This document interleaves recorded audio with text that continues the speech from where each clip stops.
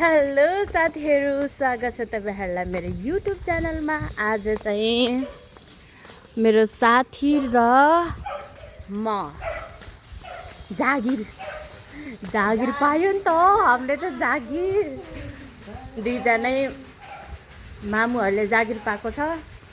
अनि जागिर चाहिँ केमा भन्नुहुन्छ भने ह्यान्डिक्राफ्ट। हातको काम त पहिला धेरै पनि गरेको हो, तर अरू गरेको थियो। अहिले यो जुटको धागोबाट केराको धागोबाट चाहिँ केही प्रडक्टहरू बनाएको थिएन। सो आज चाहिँ हामी त्यो बनाउन जाँदैछौँ। हामीले स्टार्ट चाहिँ हिजो नै गरेको थियो, अनि फेरि आज पनि जाँदैछौँ। मेरो साथी र म ब्युटिफुल मिलेर। ल हेर्नुहोस् त काठमाडौँ कस्तो तुवालो देखेको। यस्तो छ काठमाडौँ सहर। यति अग्ला सहर छन्, तर हामी दुखी। हेर्नुहोस् त, एउटा जागिर नपाएर हैरान। सो आज चाहिँ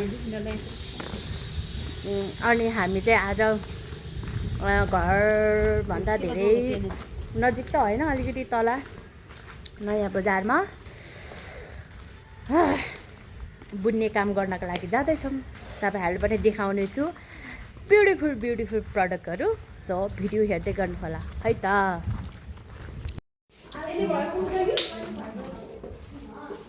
नमस्ते, गुड मर्निङ। ल हाम्रो यस्तो राम्रो यहाँ सामान बन्दैछ। यो चाहिँ मेरो, मैले यति धेरै बुनिसकेँ। खै तिमीले कति बुन्यौ? घरमा लगेर बुने भयो नि सानुले।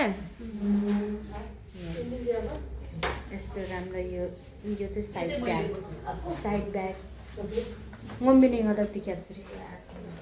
यो पनि साइड ब्याग, डबल लेयर भएको। यो यताबाट नि पकेट, यता 3वटा पकेट भएको। सबै यो हाम्रो केराको उबाट बन्यो है, केराको रेसाबाट भयो कि भयो। वाह, यो कति राम्रो छ। मलाई त यो मन पर्यो। दिदीले बुन्दै हुनुहुन्थ्यो नि अस्ति। यहाँ हेर्नु न त कस्तो राम्रो तरकारी किन्न जाँदाखेरि ठिक गर्नु सबै तरकारी आउँछ।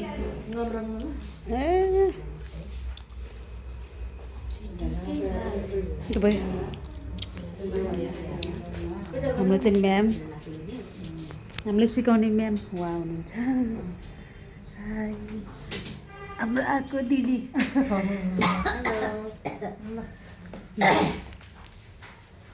ल अब हामी सुरु गऱ्यौँ है त। यो बुन्नलाई यति सल्ले गएको। अल्झे छ क्या रे पछोरी तिम्रो छियाको बुटामा। क्या है मेरो त? अल्झे छ क्या रे पछोरी तिम्रो छियाको बुटामा। अल्झे छ क्या रे पछोरी तिम्रो छियाको बुटामा। बल्झे छ क्या रे सुनको काँडा कलिलो खुट्टामा। अल्झे छ क्या रे पछोरी तिम्रो छियाको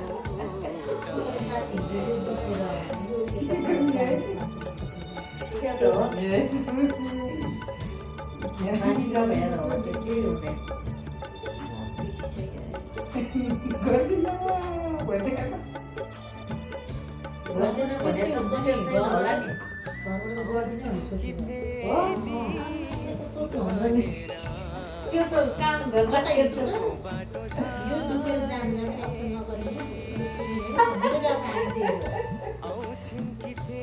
त्यो बारी नभयो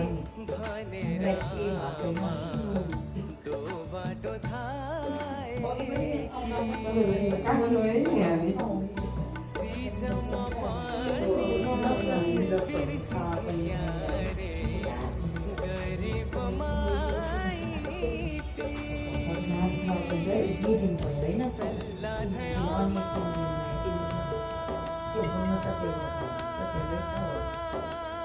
अब योबाट एकदम इजी हुन्छ उसले त सक्छ मैले त अब जेरोबाट गरेँ अनि ढेँडोबाट झान्ने भनेको त होइन फेरि त्यसको धागो भयो अब त्यो धागोले भुनी राख्दा अब यसले सजिलो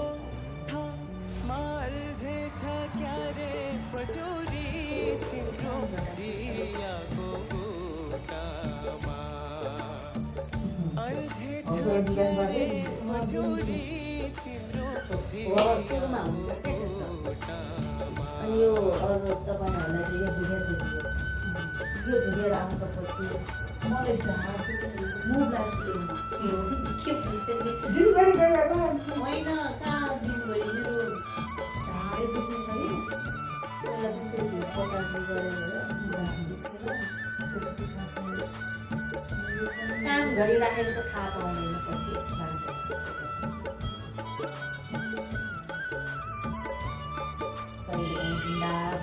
आँखा सुन्दिएर आउँछ हावा त्यो बाक्लो भएर आयो के गर्नु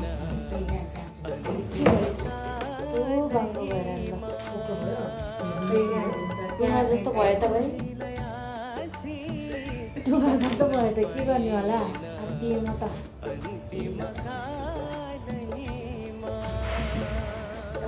या ल यो लाग्दै कलेज कस्तो राम्रो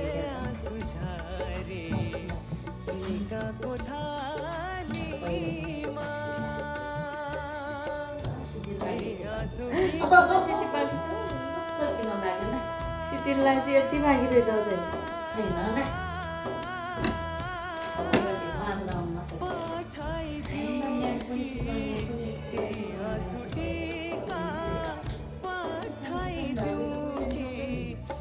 यो पुरुषले बुन्न मिल्छ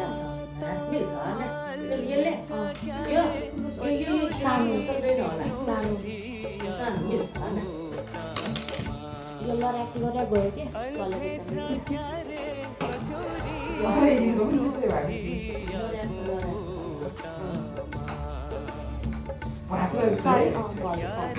जस्तो चाहिँ होइन यहाँ भित्रसम्म छैन जस्तो छ पुरै छैन यहाँसम्म मात्रै लड्याक यो अहिले चाहिँ नि पुरुषलाई जोड दिनु भएको छ तपाईँले होइन त्यसले गरेर यो पछि त यो माथि चलाउने हो या केही काम छैन यो माथि चलाउने यो टुप्पो मात्रै चलाउने होला नि अहिले त हामी जरैसँग चलाएर मेरो त यो 80 भाँचिसकेको छ है अब हामीलाई त यो चाहिने त यो हो यहाँको भाँच्यो के अनि त्यो पेन्सिल छ नि पेन्सिल लेख्ने पेन हो पेनलाई त्यो आगोमा राखेर यहाँ राखेर समात्ने भइहाल्यो यो पेन जस्तो समात्ने त हो यसरी समात्ने भएर भयो अब यसरी समात्दा त यहाँ समात्नु पर्यो होइन यसरी त यहाँ कलम जस्तो यसरी गाइस मैले बुनेर पनि सकेँ मेरो झोला चाहिँ यस्तै वाउ दामी गुड जब पास भएन यो तर भेरी गुड जब भन्छ त त्यस्तो राम्रो होइन म्यामले मात्रै पास गराउनु भयो तर यो कार उता मार्केट जाँदैन यो 7.7 मेरो झन् यस्तो छ यस्तो मेरो पनि फिनिस भयो तर यो चाहिँ अलि नराम्रो भएको यो चाहिँ बडी स्क्रब रे यो चाहिँ नुहाउने बेलामा ढाडमा मजाले घसार्ने कोकोसको ढाडमा हान्नु छ कोकोसको मैलो ढाड छ दरो छाला छ यसले रगटेर चाहिँ मैल निकाल्ने रे यो चाहिँ आज मैले फिनिस गरेँ सक्यो भयो 51 भयो होला मेबी यतातिर त चुच्चो देख्छु त यहाँ सानो देख्छु त यता त त्यो उस भएर के यो मसिनो धागो र मोटो धागो भएर त्यस्तो हुन्छ अझै पुगेन चाहिँ पुग्यो 50 तन्काएर पुगेछ है ल प्रे एकदम ढिलो भयो हामी ल पुग्यो हो बच्चा लिन जानुपर्छ पुगे नै नपुगे पनि अब छोड्दिनँ अब आइतबार मात्रै आउँछु त्यो